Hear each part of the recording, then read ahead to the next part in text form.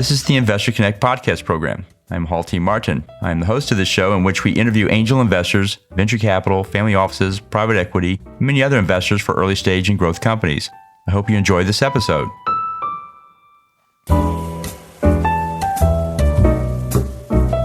hello, this is Hall Martin with Investor Connect. Today I'm here with Brad Payne of Walker Trolleys. Brad, thank you for joining us. Thank you for having me, Hall. Very happy to join and talk about my business. So what was your background before joining Walker Trolleys? What did you do before this? How far do you want to go back? Just say 5, 6 years, 10 years, something like that. Yeah, so I was living in San Francisco before we started Walker Trolleys. I was working at Apple in digital media and digital strategy and with the Apple News app. Played a lot of golf in the Bay Area. Joined a small club there in San Francisco and kind of used every push cart under the sun there. And kind of the basis for Walker Trolleys was kind of born there in San Francisco. We relocated to Austin last April and are growing the business here.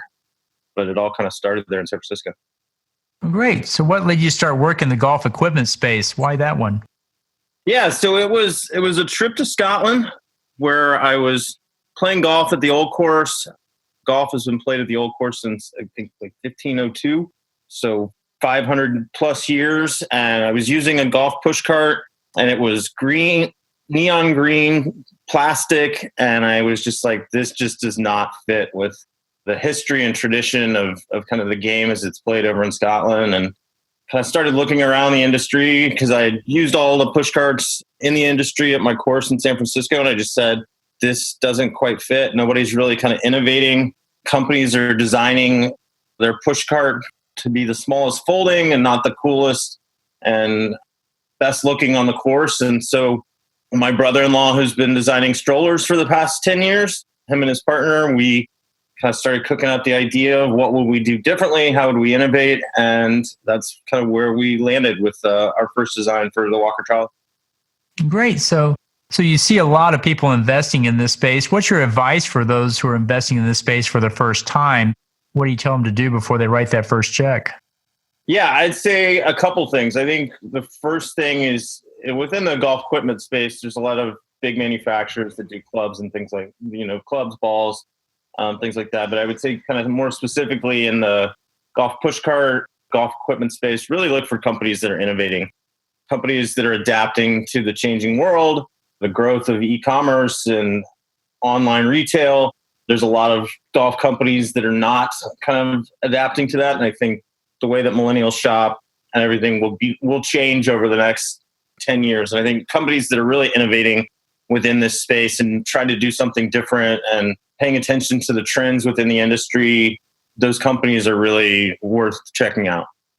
So let's talk about the state of investing. Can you tell us more about those trends you just mentioned and talk about how the industry is evolving, what the growth rates are, and what those trends are?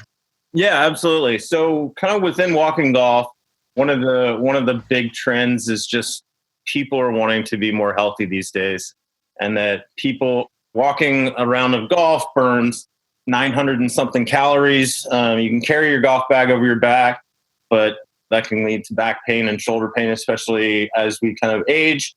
And so golf push carts kind of really meet that intersection of a healthy lifestyle and getting out and just kind of walking. I mean, you walk 7-8 miles within a round of golf, and people in the UK and Ireland have been doing it ever since golf started. Australia, the same way. And the US is really kind of starting to catch up, and people are just kind of wanting to be more healthy and wanting to walk more and enjoy that. And so that's a big trend for us and a beneficial one for us. Millennials want something cool and they want something that really kind of fits with the game. And so those kind of trends we've seen as well within our sector. Can you talk about the growth rates in the sector? How much is going into it, and how fast is it growing? Yeah, globally, the space is growing a few percent a year. It's estimated $750 million market globally. The UK and Ireland is the number one market in the world, despite being a fifth the size of the United States. But the United States is growing faster. As I've kind of mentioned before, young people are starting to walk more. and really get out and be healthy. Same with the older generation, which is a lot of golfers these days and always have been. And so we're seeing kind of the growth rates in the high single digit percents in the US, which is a good trend. And we'd like to see kind of continue to accelerate. Well, great. Well, let's talk about the challenges of running a business in this sector. What are the challenges in the golf equipment space? Yeah, I think several. I mean, there's some established players that have been around for a long time. They're mostly selling in big box retail, and that's kind of the number one selling point. And none of these guys are really doing e-commerce. So I think, we're doing it kind of the complete opposite of the way that these guys do it. And it's really kind of about awareness and getting our name out there for people that would normally be shopping at PJ Superstore or Dick's Sporting Goods or things like that. And so that's one of the biggest challenges. I would say another is that within the pushcart industry, there's some high fixed costs, tooling costs that have to be paid on the original product design. And so that's why we're out raising money. It's not an insignificant amount of money, but there's some high fixed costs for companies that want to get started within this space. Great. Well, tell us more about Walker Trolleys. How does it fit into this landscape you just described? Yeah, absolutely. So we are a golf pushcart company. We kind of take a different approach. We're creating a pushcart that marries modern and classic design features. What a lot of people have called the most beautiful pushcart in the game today is what we're creating. And we just kind of take a different approach in the sense that we're focused on the design for its performance on the golf course.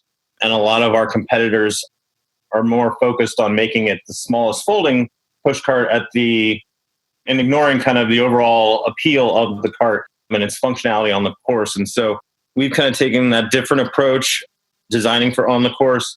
We use customizable soft goods, which no other pushcart uses. You can get a Hawaiian bark cloth.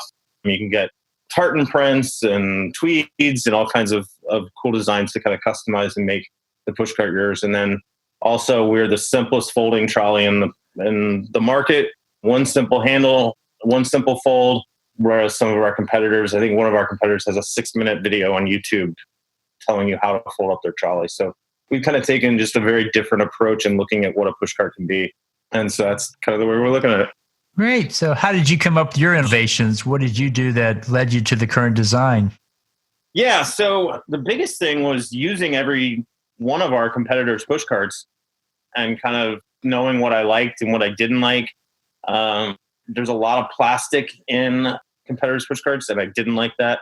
We looked at the high-end strollers, the Up Babies, and the Even Flows. For anybody out there listening that has kids, you know Up Baby from a stroller brand perspective. And so we share a lot of similarities with those guys because our manufacturing partner actually manufactures them, and just creating a really kind of high-end, unique experience with the Walker Trolley. Well, great. So what's the next step for you guys? So we are about to complete tooling. We are supposed to have our final production-ready samples in the next week or so. Then we'll do some final testing over the month of April, and hopefully we will be able to run production kind of towards the end of April once manufacturing volumes and production is ramped back up with our manufacturing partner. And then we're currently in a pre-sale process. You can go to our website and reserve a trolley for a $100 deposit. And we are looking to ship our trolleys beginning in June. About the middle of June is when we anticipate having inventory. And so that's when everything kind of goes big. Great. We're looking forward to it. In the last few minutes that we have here today, what else should we cover that we haven't? I think that's a pretty good wrap there, Hall. Great. Well, how best for listeners to get back in touch with you? Yeah, absolutely. You can email me at brad@walkertrolleys.com. If you have any questions about the product, I'm happy to answer your questions through email or on a quick call. You can also reach us at Walker Trolleys across all social media, at Walker Trolleys on Instagram, Twitter, Facebook as well. Great. We'll put those in the show notes. I want to thank you for joining us today and hope to have you back for a follow-up soon. Yeah, sounds great. Thank you so much, Hall. Investor Connect helps investors interested in startup funding. In this podcast series, experienced investors share their experience and advice. You can learn more at investorconnect.org.